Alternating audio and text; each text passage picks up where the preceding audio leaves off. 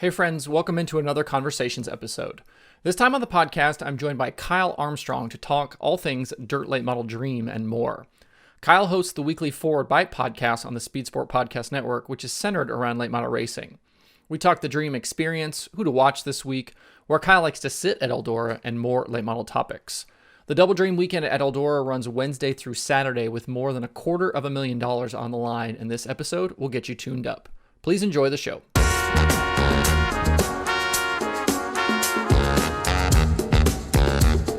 Getting ready for the Dirt Late Model Dream. You're actually going to the Dirt Late Model Dream. And my first kind of question for this is, as somebody like me who's never been to that event, what is so great about that event just as a fan? Obviously this year, is going to be something even kind of crazier with Double Dreams.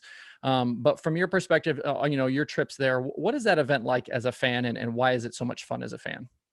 I think anytime they have a race at Eldora, it's a good event, and the Dream is just magnified. I mean, it's the biggest race of the year. Obviously, they're paying. It's always been 100,000 to win. The last couple of years, they went up. For the 25th annual, it was 125,000. Now it's 126 and 127. Two races in the same week. It's obviously the biggest week in dirt late model racing in 2021. Period, and probably the biggest race week we've seen in years. I mean, probably since the million, that Earl put on there in 2001. So it's definitely a big deal. And I love going to Eldora. I got to go for the first time in 2014, and I haven't missed but one race up there. It's a big super late model event. I just love it, the atmosphere, and I'm sure we'll talk more about that. What, do you have your one spot that you sit every year? Yeah. I'm a photographer too. I don't know if you know that. So I get a credential and I kind of just go everywhere and see it all from different perspectives. But we're kind of home bases. We sit on the hillside grass there in turn one, and that's where all of our buddies are. And we always try to make it a big routine to go out there, which I won't get there early enough this year, but we mark a spot there with caution tape, and we take our lawn chairs and stuff in there early in the week, and it's sort of like an army marching in there to take all that stuff in there and get it all set up. And we build like these custom chair levelers to set our chairs on, because the grass is kind of a slope hill, and so you're sitting level, and everybody else comes up to you throughout the week and says, "Man, that's sweet, that's cool, that's a good idea." Then you go back the next year, and a lot more people's built those. So yeah, turn one, I like that on the grass. They're pretty good, but just anywhere. Like, I can give you one little quick story there. Like last year, 2019, I believe it was, last time they had the Dream, during that Heat 5 incident when it started raining. I actually had one of the coolest angles of that period. I was up on top of the tower up there, standing right beside Derek Kessinger and a couple of the camera operators and stuff at the same, shooting pictures myself of that accident. So I had that like the perfect angle that you could have had of that. And then it started raining, so I came down off the roof, and then went and kind of secured my camera equipment so it didn't get wet. I went down to the infield, and as Bloomquist was crossing the scales and he was light, I was right there for that. So that whole memory I've got of that, man, I was right there on the spot during all that. So anywhere you can go there. And I always recommend people that's never been to go stand at the fence in one of the corners and just watch the cars go by. It's really a thrill like no other. I don't think you can get a thrill like that anywhere else in the world. Do you have your, I feel like the concessions at Eldora are always a topic of conversation. Do you have a go-to concessions item? Well, the hot cheese balls, I love eating those. I usually eat too many of those during the weekend, and probably won't grab as many of those this week, because I know what the after effect will do. But the pizza burgers are good. The cheeseburgers are good. The wings are good. Really everything they've got is pretty good, and it's all reasonably priced. But I guess one of my most favorite things really is the $2 beer. I mean, you can't beat that value anywhere. And then, of course, you have to get a toilet water at some point during the weekend, and especially if you're a first time Eldora visitor, you definitely have to try toilet water. Yeah, for sure. This week, I feel like is obviously going to be crazy because it's two full programs. Tomorrow night, 10,000, and then 127,000 on Thursday, and then back Friday for another 10,000, then 126,000 on Saturday. who are we thinking are the kind of drivers to beat it? We're coming off Davenport sweeping the weekend at West Virginia Motor Speedway. Kyle Larson is going to be there in the Rumley 6. You got to think with money on the line, Brandon Shepard's going to be up there. So, who are those guys that you're kind of pointing at that you think are going to have a real shot this week? Well, of course, Davenport's going to be good. I don't think he's going to be, I think he's going to win something up there. I mean, even if he wins the 50-50, he's going to walk out of there with winning something. Josh Rice, though, I'm telling you right now, he's one that I've got my eye on as I wouldn't even call him a dark horse, but just the way he runs so good at Florence Speedway there, I think, hey, this could be, especially one of those twin 10,000 to win short sprint races. I think he can get up on the wheel and get the job done on one of those. But of course, Kyle Larson's coming, and I know a lot of people are talking about Larson. And man, it would not surprise me a bit to see him win one, if not both of those big pay and dream 100-lap races. I think he's equipped to do it. He's obviously got the car. He's got Kevin Rumley, and he's got everything. He's got all the parts and pieces to win. I mean, we could go on and on about, of course, Devin Moran. He's good right now. He almost won at West Virginia Motor Speedway this weekend. Having a little mishap there, had a flat tire late in the race, but Hudson O'Neill won the Show Me 100 the other day. I mean, if you can make the field and be one of those 28 starters in the dream, you've got a shot to win it. And of course, I talked to Dale McDowell last night on my podcast, and Dale hasn't finished worse than 6th place since he won that race in 2014. So he's always a contender. He's going to be toward the front. It's a guarantee. Chris Madden, the list really goes on. Daryl Lanigan, there's a lot of good heavy hitters that's gonna go up there and do good, and I think that's why we enjoy going. There's nothing else like it. It's unpredictable, really. Is there like a certain style of driver or something that maybe that place favors, or is it just, is it who's hot every year that come into that place? Like, can you put your finger on any sort of factors of what guys do well there? It's really hard to say. The track can be different every single night. It could be, and there's a lot of, there's some weather in the forecast this week, so I predict it's going to be pretty heavy and wide open. And I look for somebody like Kyle Bronson. I think he can get up on the wheel and do good in those kind of conditions. And then whenever it slicks off, Tim McCready. And I can't believe I didn't mention Tim McCready or Brandon Overton or just. You kind of have a knack or you kind of have a feeling to know who to look for whenever the track does certain things. And I don't really have a certain way. I think Scott Bloomquist, if it gets slick, like he might even be in the mix. So there's just different driving styles that a lot of those different guys have. And I think it leans a certain way for certain drivers whenever the track's a certain way, and the conditions have a lot to do with it for sure. I know they put out a bulletin about kind of tires and limiting teams and things like that. We've been kind of hearing about the shortages and things like that. Do you think from the fans' perspective that that's going to make any difference, on the racing we're going to see over the next few days? Well, I don't think it's going to make any difference as far as a fan's perspective this weekend. I think it should go smooth. I think they know that they've got the supply of tires, but what I'm worried about is maybe the long-term effects of this, or maybe short-term, long-term, because that race right here after the Dream at Eldora, I'm not trying to skip ahead, but that race at Charlotte has already been postponed, the Ultimate Series race. So I think, unfortunately, we're going to see a lot of that. And that was a question I had for McDowell on my podcast last night. He said he doesn't think it's so much of a supply issue. He thinks it's just a problem of finding people to work and build those tires. So, man, I hope it. I don't think it's going to affect this weekend much. I think the car counts will be a little less because of that. I think other than that, we should be okay this weekend. Yeah. I feel like something I've actually talked about on my own show a bunch is just, it feels like there's a lot of parity this year in dirt late model racing. We haven't seen, after we come off last year where Owens and Shepard and Overton kind of dominate everything. And now this year, it's like we've seen a lot more winners, and the World of Outlaws have had just about as many winners this season as they had all of last season. What do you kind of make of that? And is the playing field just level? Is this just a strange year? Kind of, what are your thoughts about the season that we've had so far? Well, it's hard to really give you a good answer on that, but I think that it just shows how competitive this whole field is. And I think anybody in the pit area that shows up and pays their entry fee is capable of doing a good job and winning. Of course, I don't know what the exact answer is, but I think that it's great for the sport that we've got so many talented drivers and teams and cars that are capable of pulling off a lot of these wins. I think it's definitely good for the sport to spread the wealth around, I guess you could say. One of the things that I've asked a few drivers about, and I kind of did a daily show about is, and kind of because of the dirt late model world is the idea of championships. And from your perspective, somebody that's been a fan for as long as you have and hosting your show, what are your thoughts about championships in the dirt late model world? It seems like that the bigger race is kind of like what we're about to witness with the Dream and some of this other stuff. Seems like it almost kind of takes precedent over the Lucas Championship or the Outlaw Championship. But for you, are those championships important, or do you think those big race wins mean more?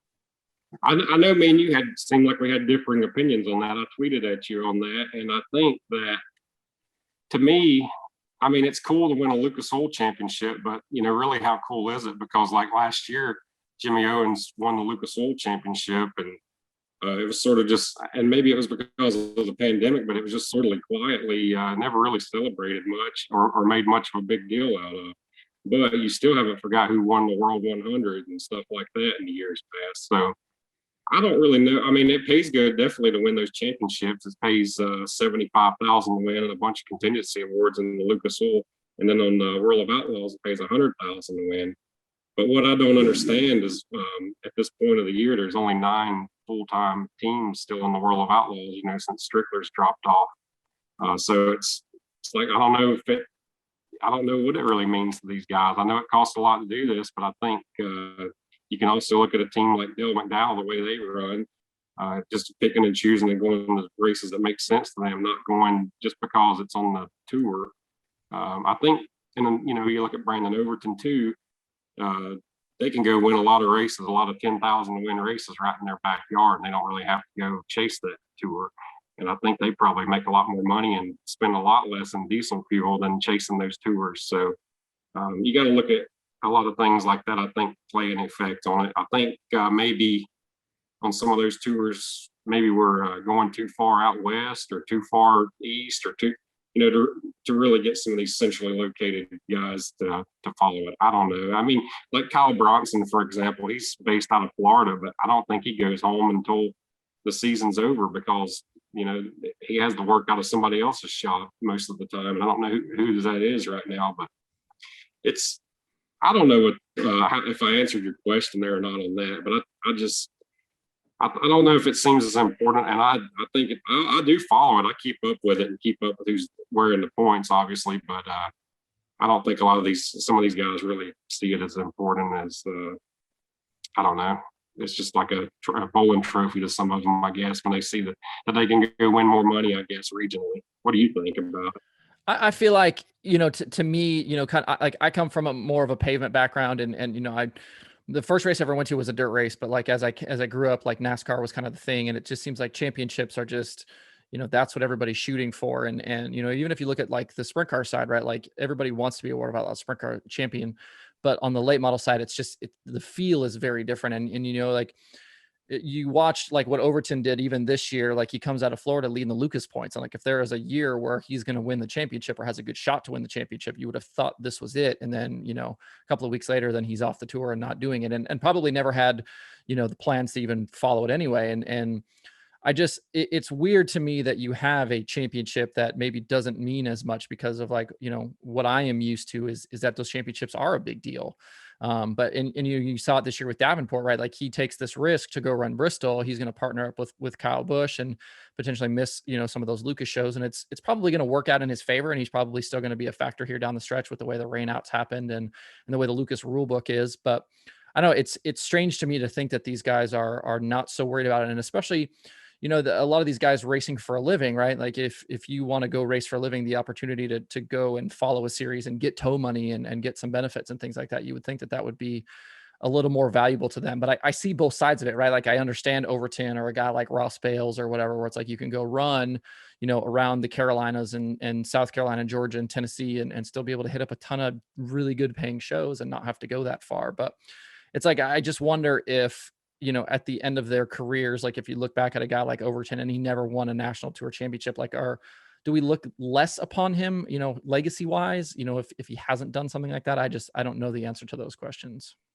Yeah, those are good points. I agree with everything you said, but and there again, I've never stroked a check to pay for anything on one of these race cars, so I don't know how tough it. I mean, I know it's expensive to do what they do, so I think that they kind of have to have a little bit of mindful of what they're spending, and you can go broke quick on these tours. I think that might be what happened to Kyle Strickler. I don't really think that team owner he had really knew what he was getting into.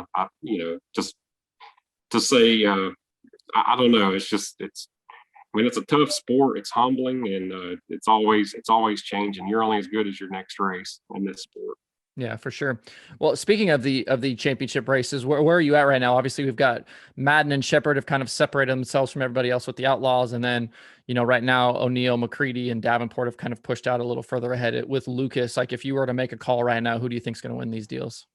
It's probably going to be Shepard. I think Madden, if he wouldn't have missed, if he would have had his provisional stuff set up right at Volusia, I think he'd be leading the points right now. I haven't added it up and all that, but Tim McCready, I think I'm going to book it right now. I'll say McCready will win the Lucas Oil Championship this year, because I think that he's been consistent every week, but he hasn't even turned up the wick yet, and to start picking off some of these wins. And I think they're dialed in and ready to strike, and especially this weekend here at Eldora too. So it's not a points race, but I think that they're getting ready to turn the wick up a little bit.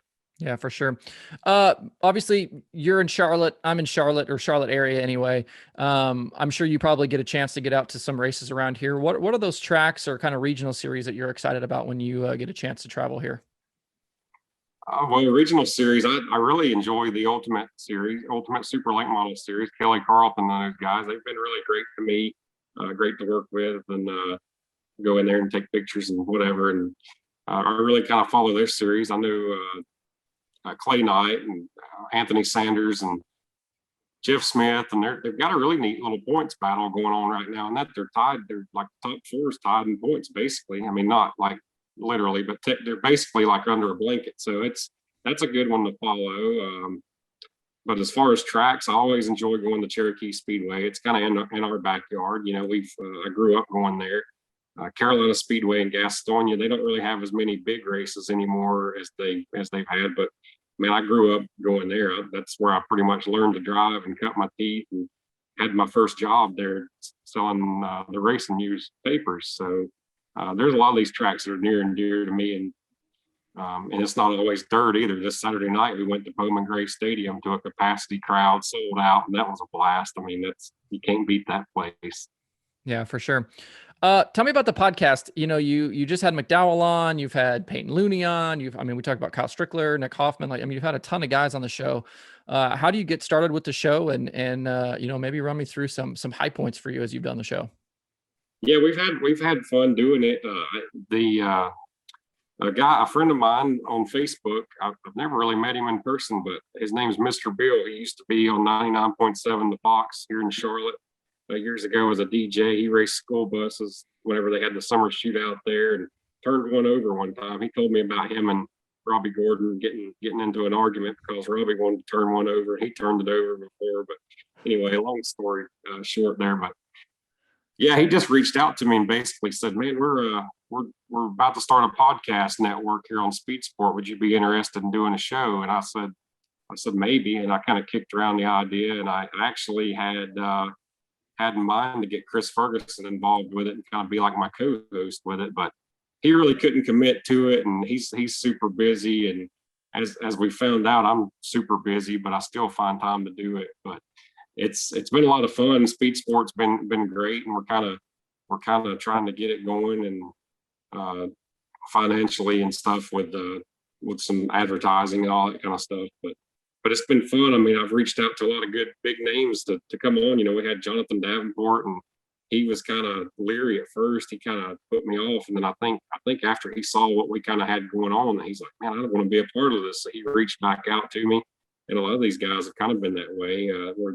I don't really think they know what we had going on there for a while. I was kind of leaning on a bunch of friends and buddies of mine, but now I sort of feel like we can get a hold of anybody we want to in the sport and talk to them on the show with the platform we have, and I feel pretty good about that. I think that's neat, and I'm really excited to go to Eldora this weekend, and I don't really think I've shown my face at a big national race like that since we've had this going. So that'll be fun. I think maybe some fans or something of the show will say hi or whatever, and I think that'll be neat.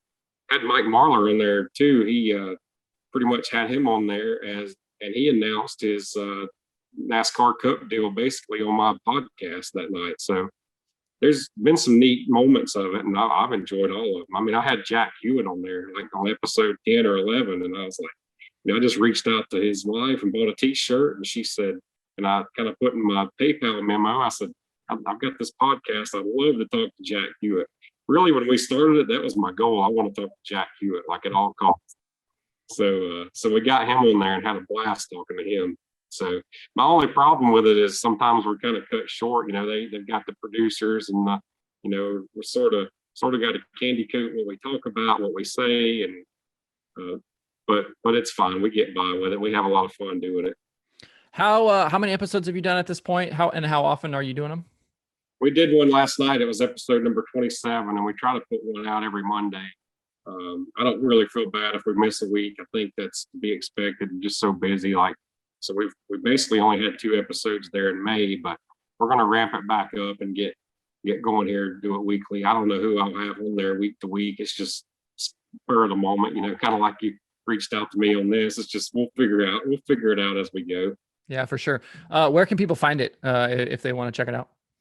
Yeah, it's on Apple, Spotify, Google Podcasts, speedsport.com/podcast, or it's also on NASCAR.com/podcast, and probably a few other places, but those are the ones I know about. What's like a bucket list guest that you would like to have at some point in the future? Now that you've already had Jack, I guess. Yeah, well, Jack is cool, but Jack Hewitt, I asked him about Freddie Smith on there, and he said that he could have got a hold of Freddie Smith. He wouldn't have a neck or something like that. And I want to get Freddie Smith on there so bad, just really in general, just to talk to him, because Freddie Smith's really my racing hero. And but I want to ask him about that for one thing. But yeah, I would say Freddie Smith would definitely be man, that would be icing on the cake. Where do you just do all your recording and stuff at Speedsport? Yeah, but they have a studio there set up, and I get off work on Monday and I go straight to the studio, and they're basically there waiting on me. They're kind of working around my schedule, and I go in and kind of basically have a notebook of notes and thoughts in my mind and sit in there and do it. And it's, I definitely probably don't do as much research as you do, as like I should do, but you do a great job with your show. But we and I listen to your stuff daily. I mean, I love listening to your quick hitters and you keep me up to date on everything. So I appreciate that. But yeah, our show is we do it weekly, and in the Speedsport Studio here in Mooresville, North Carolina. Perfect. What are you excited about here coming up for the rest of the late model season? Is there other races you're going to try to get to, or what are you looking forward to? Yeah, I'm going to try to I always look forward to going to the North-South 100 at Florence Speedway, Florence, Kentucky. I would like to try to get to Port Royal Speedway this year in Pennsylvania for a couple of big races, and then it's so tough with my work schedule and stuff. I'm probably just going to have to kind of stay local and really look forward to going to Cherokee Speedway or Lancaster whenever they have the supers, or like I said, I love going to Bowman Gray too. And another driver you mentioned, Nick Hoffman, he's just as much of a race fan as any of us. I mean, Nick Hoffman wins all the time, and he came and he texted me Saturday afternoon, said, "Man, can you save us a seat at Bowman Gray?" So we did, and him and his dad and one of his buddies, they came up and sat with us. So we had a blast up there, and probably do some more of that kind of stuff, especially since it's back open, take advantage of that. All right, I'm going to put you on the spot here before I let you go. Who is winning the Two Dreams this week? All right, the Two Dreams this weekend. Man, I really think Larson's going to win one of them. I really do. I'll pick Larson, and we'll go with Tim McCready. I think it's going to be Longhorn dominance this weekend at Eldora. There you go. Your win picks for the dream, courtesy of Kyle Armstrong. All right, dude. Well, I appreciate the time today, and thanks for coming on the show. Hey, before we let you go, I want to put you on the spot. Who do you have? Okay. I think Davenport wins one of them. I think he's just been too good this year. And you know, he won last Saturday night at West Virginia Motor Speedway and was sick the whole day. So I like Davenport in one of them. And I like Larson too. I feel like just because of like the run he's on right now, and it like just hasn't seemed to matter what type of car he's in, what service he's on. He's been winning everything. And it would be such a fantastic story if Larson showed up and won one of the dreams. So I'm kind of hoping he wins one just because of that. I totally agree. Yeah, those are good picks. I like Davenport too, but you know, we didn't steer away from the Longhorn camp there either. So. For sure. They've been so good. It's hard to do that. So, well, all right, man. I appreciate the time. Absolutely, Justin. I appreciate your time and look forward to seeing what you got coming up in the future. And we'll stay in touch, man.